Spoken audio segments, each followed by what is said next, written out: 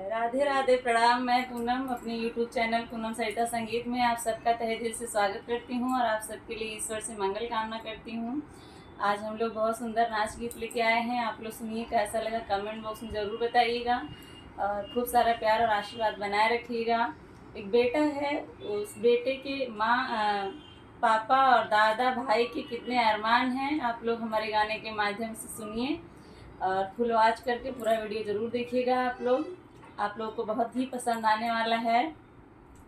बेची के हाथे के कंगनवा पिया मोर ड्राइवर भइले ना, बेची के हाथे के कंगनवा पिया मोर ड्राइवर भइले ना, बेची के हाथे के कंगनवा पिया मोर ड्राइवर भइले ना।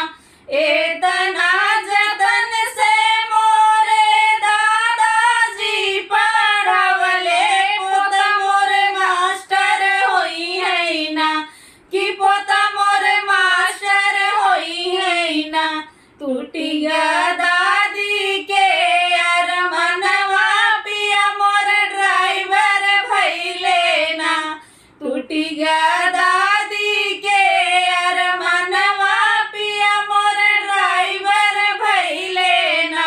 बेची के हाथे के कंगनवा पिया मोर ड्राइवर भइले ना, बेची के हाथे के कंगनवा पिया मोर ड्राइवर भइले ना। एतना जतन से मोरे ससुर पढ़वले, बेटा मोर कलेक्टर बनी ना, कि बेटा मोर कलेक्टर होई है ना। टूटी गया सासू के अरमनवा पिया मोर ड्राइवर भइले ना, टूटी गया सासू के अरमनवा पिया मोर ड्राइवर भइले ना।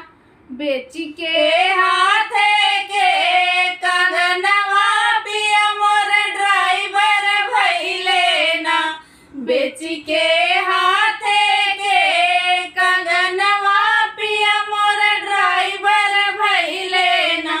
एतना जतन से मोरे जेठ जी पढ़वले, भाई मोर डॉक्टर होई है ना, कि भाई मोर डॉक्टर होई है ना।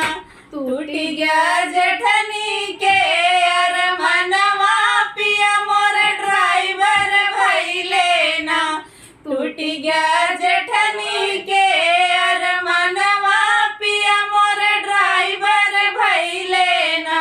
बेची के हाथे के कंगनवा पिया मोर ड्राइवर भइले ना, बेची के हाथे के